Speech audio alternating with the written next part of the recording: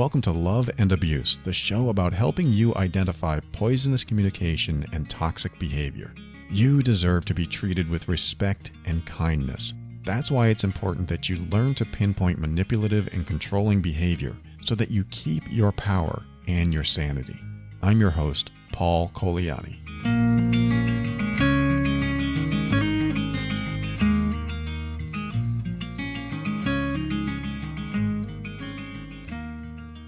Welcome to another episode of Love and Abuse, and I just want to let you know that all information on this show is meant for educational purposes only. Always seek a professional for your mental health and well-being. And I'm going to talk about something that I read in the empowerment group over on Facebook. I have a group called the Overwhelmed Brain Empowerment Group. If you're interested in joining that, you certainly are welcome to do that. What that group does is talk about almost everything that comes to mind as far as going through any type of personal growth and well-being and dealing with family, dealing with toxic people, dealing with personal challenges. And people go on there and they ask questions and they get really great advice from, I think, a bunch of smart people. The people who join that group, I think, are just brilliant. So I watch the feed and I can't participate too often, but sometimes I do. And somebody asked, hey, Paul, how do you deal with wanting to react and respond to people's Facebook posts? And I thought, wow, that's definitely a trendy topic. That is definitely where we are today in today's atmosphere. Somebody posts something especially political, and there is an ensuing, I wouldn't even call it a debate. I would call it a flogging. I would call it aggressive, almost verbal violence that can happen. I can't believe you believe that. I can't believe you this. And they get so upset and people lose friends. And I've heard over and over again the past several years that, since the new president in the U.S. has taken office, there's been a lot of conversation. And this conversation, there's been a lot of heated arguments and people have lost close family and friends. And so I want to address this in maybe a way that you haven't considered. And it's important to address this because social media can stress us out. Social media can really put us in a funky space and we don't feel good. And of course, like I said, you can lose friends and family. You end up blocking them. You don't want to talk to them anymore because they don't have the same ideals or values or beliefs as you do, which I go to, well, what did you do about that before? Because obviously you probably always had the same ideals and values and beliefs, but it didn't match those people that maybe you're now blocking. And so you consider that just because perhaps this political climate has increased the level of heated conversation, it shouldn't have increased the level of adversity amongst your family and friends because they've always had these ideals, values, and beliefs. Unless they've changed. And then there might be more reasonable thought process behind why you might get upset or block someone or they block you. So my point isn't necessarily to talk about politics today, not at all. In fact, I'm going to say something that I want you to burn into your brain and have it become your go-to mantra, if you want to call it that. As when it comes to Facebook, when it comes to being triggered, I want you to burn this into your brain. The reactor is almost always the loser. The reactor to a post. You get triggered, you're upset, and you want to convey your message back. The reactor is almost always the loser. The actor, the one who posts triggering information, they keep their power by keeping you triggered. Why am I talking about this on this show? I'm talking about it on this show because emotionally abusive relationships are exactly like this. Because the actor or the perpetrator of abusive behavior wants you to react. Most actors here, most perpetrators, they want you to react so that you look irrational. So that you look crazy, so that they can show other people, this is who I have to deal with. Your emotional response if it is at all over the top or even under the top, they're going to point it out. Now, that's in the typical emotionally abusive relationship. On Facebook, the argument typically doesn't stop. You react to something that you're triggered by, and they respond with more information that triggers you. And now you're triggered again, and it's a back and forth thing. And it's an argument that there will never be, ever, a winner. Even if you were to prove your point and they backed off, the way you have proven it may have hurt the relationship. And you're unlikely to prove it anyway, because, especially about politics, if you try to prove something with, quote, facts, and they try to prove something with, quote, facts, and everyone talks about, well, whose facts are right? Where are you getting these facts? You go back and forth, and you are quoting your favorite people, you're quoting your favorite sources, and what usually happens is that the source and the idea of a fact may not matter to you or the other person, because your ideals, values, and beliefs are stronger. It sounds weird when I say it, but someone's ideals, values, and beliefs can be stronger than fact. And because of that, you may always be the loser if you are the reactor. Because you can react with a solid fact. Yes, the sun is in the sky. Their belief, if it's not in alignment with what they want in their life, with what they want to create in their life, with the outcomes they want to see in their life, they're going to convince themselves that it's true. It's more true than the sun is in the sky right now. So there are those folks that do that. They convince themselves. And then there are those that it doesn't matter what the facts are. It doesn't matter because it's not part of their agenda. If their agenda is to get into alignment with their values and beliefs, then facts won't matter. Even a video showing evidence won't matter. And I'm not picking sides here. I know I mentioned politics. It's not about that at all. It's that when somebody has a strong agenda to prove their point or speak their mind or their opinion, they're going to reach further down for more tools to prove it, and those who have very strong beliefs and values aren't going to be swayed, at least easily. And because of that, it makes the reactor a loser, because the argument continues until the blocking happens, or the anger and upset at each other happens, and I can't believe you would think that, and I can't believe you believe that. It's just a waste of time. I mean, this is my opinion now. It's a waste of time to get into that type of conversation. Again, I wouldn't even call it a conversation. So the first thing to do when it comes to any post on social media that really triggers you is to remember that by inserting your opinions, inserting your thoughts, replying with something that comes from that triggered space, you are automatically setting yourself up to lose. So that's the first thing. Second thing is you have to remember that you are actually putting yourself into an abusive interaction. The setup is there. It's like you're walking into an abusive relationship and engaging with the abuser. Now, that doesn't mean that the person who's triggering you is abusive.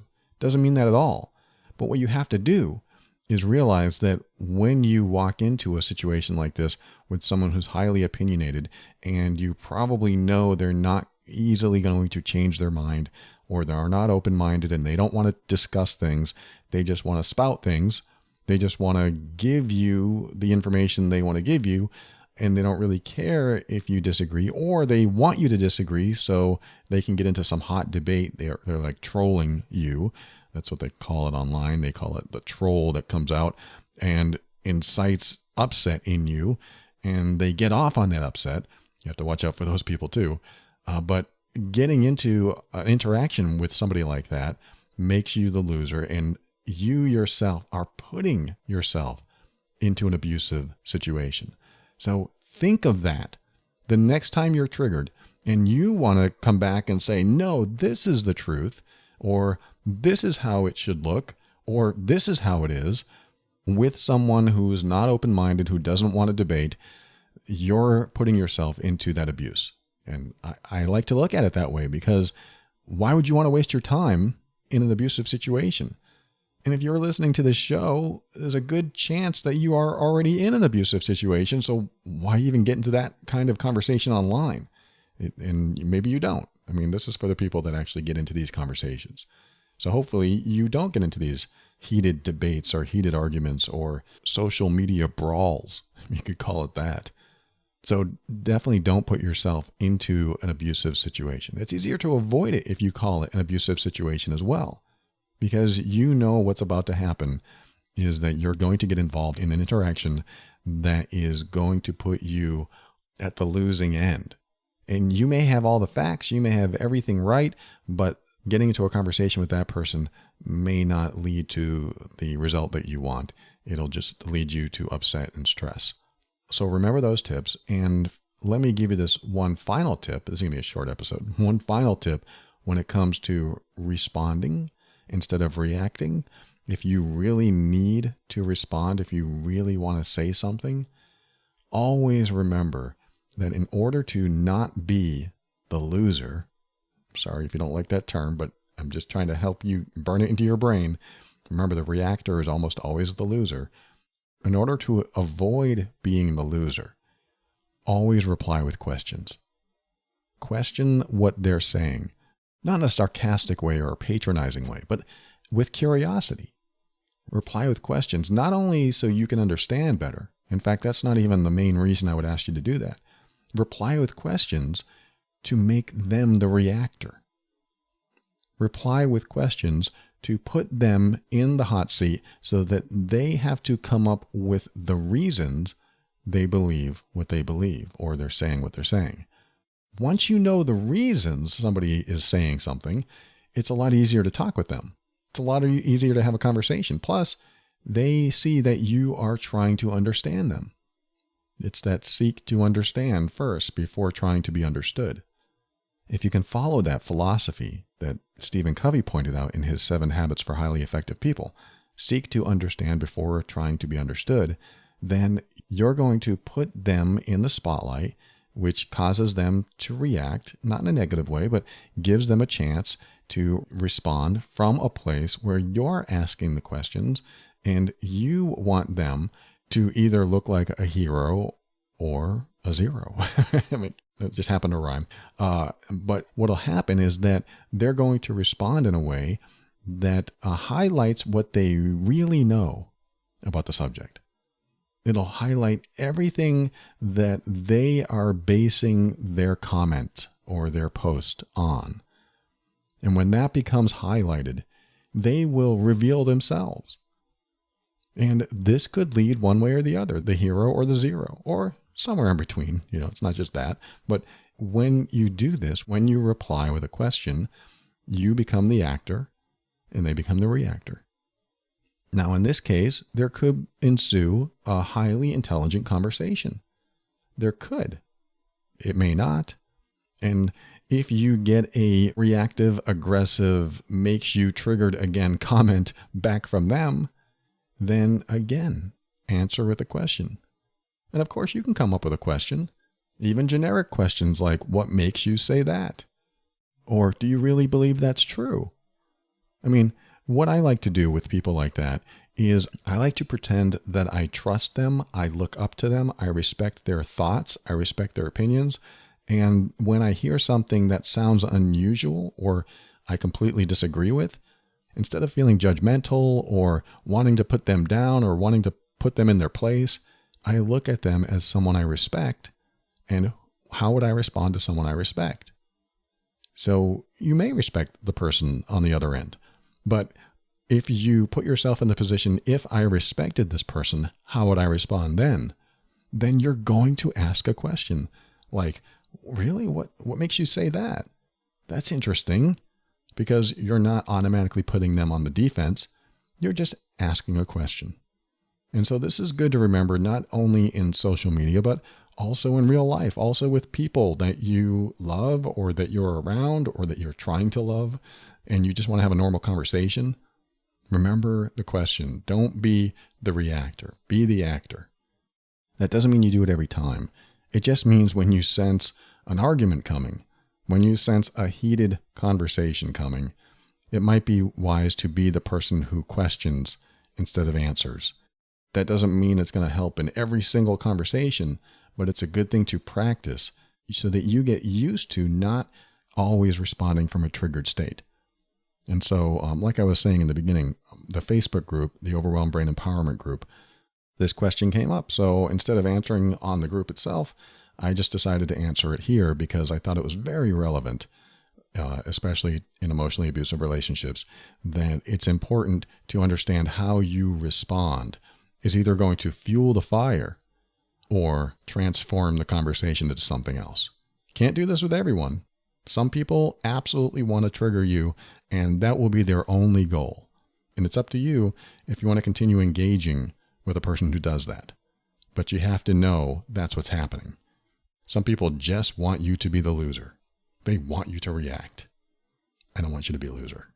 I know you're not a loser, but when somebody puts you on the spot like that, you don't want to fulfill their expectations.